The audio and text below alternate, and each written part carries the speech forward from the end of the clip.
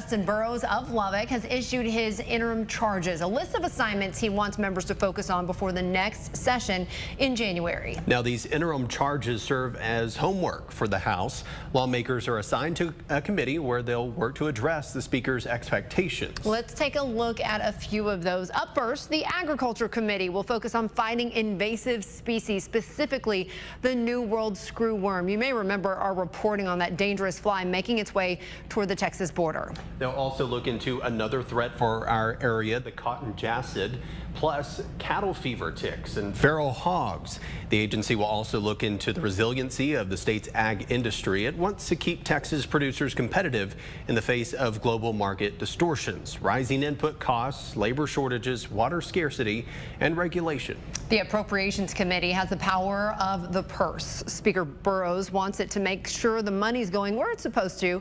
That includes things like property tax reform, enhancing cybersecurity, rural law enforcement and prosecutors, rural health care, and water infrastructure. The Higher Education Committee focuses on the state's colleges and universities. Speaker Burrows wants lawmakers to look at enrollment, institutional competition, and faculty retention. Another big subject, affordability, looking at ways to make it easier for Texans to get a post-secondary education.